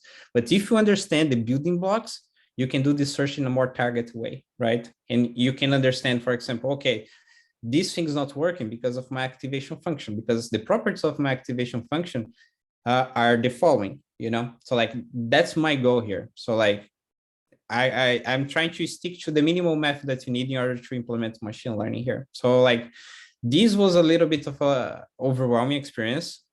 And it's fine because you don't really need to know that in order to implement neuronal networks. But I hope you understand what's happening here, like behind the scenes, okay?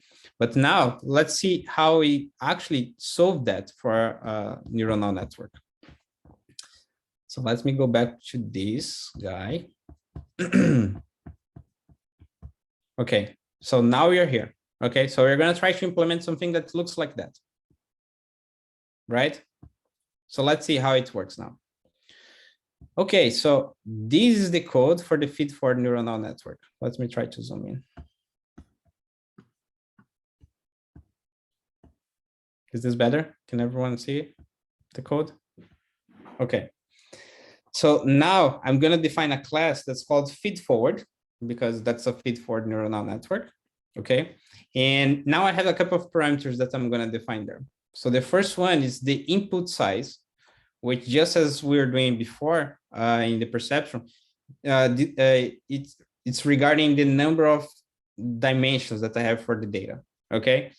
So before, what was the input size that you're using for the tree-high data set in the previous examples that we used? Was 2 because you only had X and Y, which was the latitude and longitude, right? And what was the output that we had? Was 1 because we were just trying to make a single prediction, which was a tree height. Okay. Now I have one more input that I'm giving there, which is the dimensionality of my hidden layer. So that's the hidden layer. Okay. For simplicity, like, of course, for example, the dimensionality of this hidden layer is 4. The dimensionality of this hidden layer is 3. The dimensionality of this input in this case was 6, right? In our case, it's just 2, but whatever. So here, I'm using the hidden size to define what's the dimensionality of my hidden layer. Okay, very good. Now let's see how we define those layers. So here in this example, I have FC1. So like, if you guys remember for the Perceptron code, I also use FC, which stands for fully connected. And why is it fully connected? Because the nodes from any layer, they are all going to each node of the next layer. So you can see all the arrows, like each one of the nodes in this layer, they're connected to each one of the nodes in the next layer. So it's a fully connected network, okay? So that's a fully connected network, FC, okay? So FC1 is connecting inputs to my hidden layer, okay? This hidden layer is FC2 now, okay? FC2, it's a linear layer that has hidden size to hidden size. What does it mean?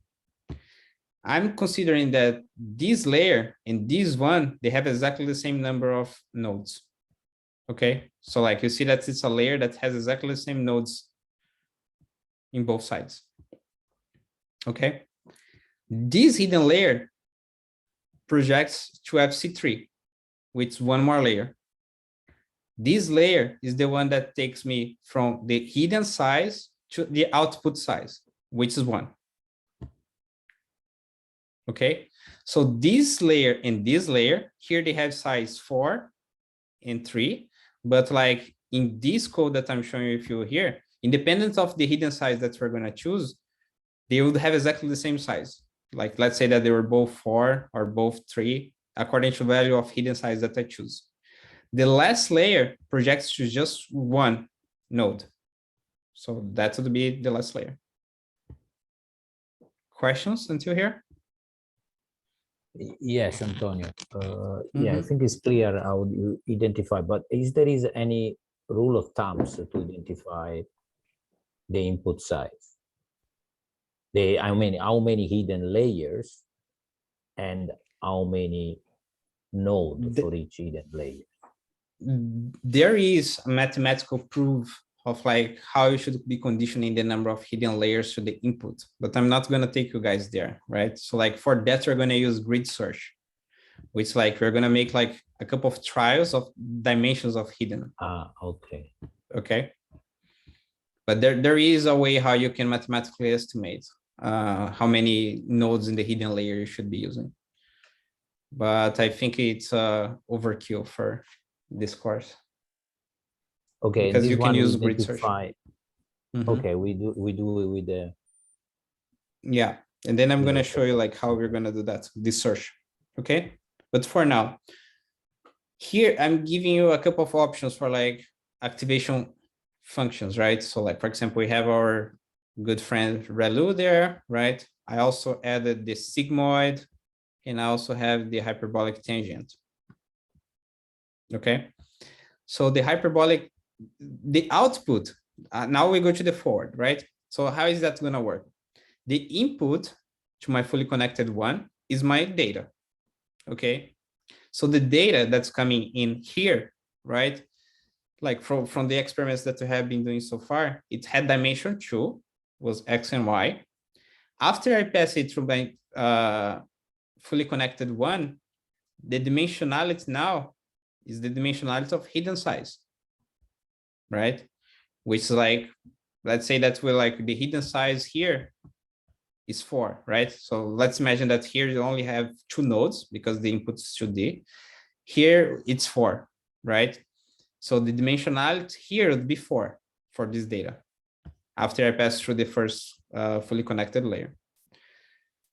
We said that there were a couple of options of like activation functions that I could use for the hidden layer, right? One of them would be to just not use anything. Another one would be to use rectified linear unit. And in this case, that's what I'm using here. All right. Good until here? Now I have the output of this first layer, which is hidden. I can use this output to feed into the next layer. fully connected to, okay, which is defined here, right? You see that like the way how I'm passing the inputs is exactly the same. So like now I'm passing the output of the first layer to the second layer. Once again, I'm using activation function relu, which projects back to this value hidden, okay? Now that's the output of my second layer, okay? The output of this layer finally goes to my last layer, according to this code, which is FC3. That's gonna project from this hidden dimension to 1, which is like the dimension of our output, right? Because in the end, what this network's supposed to be spitting out, it's a prediction for the tree height, okay? Very well. This activation function here, I'm setting to hyperbolic tangent, okay? Let's see one thing here. Which is fine, because you see that the range of my output after this transformation that I did back here, right, was to get my tree height distribution between -1 and 1. So hyperbolic tangent is acceptable. Okay. All right. Any questions until here? Let me see how I'm doing with time. Okay. All right. So let's see what happens when you train this model. Okay. Very good. So now the feed forward is going to be defined within this loop, right? Why am I doing this loop? So one thing that neural networks, they don't have like built-in, like the random forest has, like in the sklearn package, for example, is to have a grid search that's like built-in for you. So the grid search is going to be varying those hyperparameters for you, right? And trying to find the best combination of hyperparameters. Unfortunately, we don't have something that's built in for neural networks like that. So like we have to do this grid search manually, okay? So for that, I have 2 loops.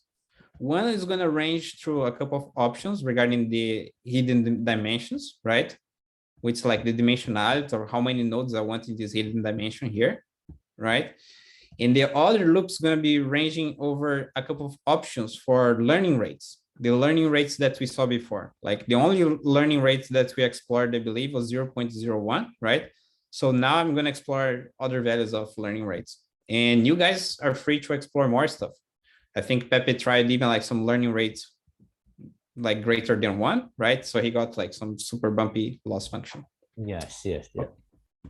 Okay, so feel free to try. Okay, so now within this thing, right, we have to create one neuronal network per loop, right? Because like we are varying the number of hidden dimensions. Okay, so you see that like within the second loop, I have the input of my data, which is still 2, right? Because that's the input of the data that I'm working with just X and Y, right? And I have the second parameter, that's the hidden dimension. So the options for hidden dimension here, it's 128. So like I'm going from 2 nodes to 128 nodes, okay? I have 256 and 512. So I have these 3 options for like number of hidden nodes in the hidden layer, okay? Okay. Hey, Antonio, and we are supposing the second one the same. Sorry? Perfect. So you are setting the hidden node for the first layer, but also for the second one, because we say that they were the same. Yeah, it's the same. Yes. Okay. It's the same. Okay. The criterion is still the same. So we're still using mean square error. And the optimizer is also the same, except that we are going to have like more options for learning rates for each one of these loops that we have. Okay. So like my learning rate for each one of these iterations is going to be ranging from 0.75 to 0.001. Okay. Everything else here, you're going to feel very familiar with, right? One thing that perhaps might go overlooked by you guys is that now, instead of having this loss backward, implementing that very simple function that we had before, which was the partial derivative let's go back here. Before, what the partial derivative was doing was basically this, right? Was the partial derivative of the error with respect to the weights that you had in the perceptron, right? And then we just update this set of weights that we have according to the magnitude of the gradient, right? Which is nothing else than the partial derivative of the error with respect to the weight. And then, of course, we could include the learning rate there, right? Which we did. So we had like a stochastic gradient with a learning rate 0.01, and we did some experiments with that. And that was essentially what the loss.backward and the optimizer.step were doing for us here. Now we have a neuronal network. So the loss.backward is doing this for you. And now probably you appreciate a bit better all the work that the loss.backward is doing for you, because you don't need to solve this manually anymore. The loss.backward does everything for you, okay? But again, like, if you don't know what loss.backward does, like if you just have seen like the perceptron and then you see like, okay, now I have several networks, several perceptrons, right? In this huge network that I'm building, but I'm still using loss.backward, you might be misled to think that the operation is exactly the same, which is definitely not, okay? So like there is a lot of stuff that's happening behind the scenes. All right, good. The optimizer step still works the same. So like it's gonna take the gradients that were computed in the loss.backward and use that to update the weights in each one of these iterations, okay? All right, lots of details there, and it's all right. Oh man, it's already 1:30. Okay, so this is gonna generate to you. So like everything else in these scripts is exactly the same that we have done before. So I'm gonna skip everything. But let's look at some examples of like how that's changed already the performance. Do you guys remember what was the magnitude of the R value that we had with a single perceptron? I think it was 0.08. Zero something, yeah. 0.0 something, yeah. Yeah. Yeah. So like we can see that like here we have 0.27, 0.29. And this is for each one of the loop, you know, in the loop. For each one of the loops, yeah. Okay, okay. 0.30. Okay. So like let's make some observations about the current setup here, right? We are still using just X and Y, right? And still using X and Y. We are using exactly the same optimizer. So it's still the stochastic gradient, right? Although I'm giving more options for learning rate. The learning rate that you're using before was 0.01. This one, right? So that's exactly the same thing that we had before. The learning rate was 0.01. Stochastic gradient, about 2000 epochs, right? But now I have a hidden layers as well, right? And that was enough to take me from 0.08 R value to 0.26 R value. Okay. Of course, the loss function, the loss curve that we obtained could be a little better. And that's why like I try also different learning rates, right? To try to get something a little smoother overall. But like you see that gets me like a long way just by adding like a couple of hidden layers. Okay. Then you can see like how the number of the nodes that you have in the hidden layers plays a role in the performance, right? Because we also tried 128, 256, and 512, right? So like that's something that you guys can also play with. Maybe 1000 nodes in the hidden layer would be better, you know, because that allows the problem to be even more complex. And that's one thing that I want to discuss in the next lecture as well, is like how the number of hidden layers impacts the complexity of the problem without getting too much into the math of it, but also to give you like a general understanding of how that happens. Okay. And okay, good. So the setup here was like, it's still stochastic gradient, the learning rate like varying, but like you see that's the same learning rate that you're using before already helps a lot, right? And the normalization was the same for X and Y, right? So it was just min max scalar for X and Y, but I also use the power transformation that we saw here, the power transformation, the quantile transformer on the tree heights, right? When I'm doing this prediction. So there are a few things that we did different here to this lecture, right? So we increased the capacity of our model by increasing the number of hidden layers. And that seems to have like a pretty positive impact on the performance of our model, right? So now we went from like a perceptron, a single neuron, to an actual neuronal network. So now we're doing real neuronal networks. It's like multi-layer perceptrons, okay? And we can already see that the performance is quite significant. All right. Questions until here? Okay, thanks, Antonio. We will play a bit with these hidden layers and exactly, yeah. So that's exactly what I want you guys to do to the next lecture, is to play with some of those things that we discussed, like the dimensionality of the hidden layers, right? Play with the scaling. So like now we have more options of scaling too, besides the min-max scaler. I just introduced the new one, the quantile transformer, but you have more that you're gonna see in that link that I put in the Jupyter notebook.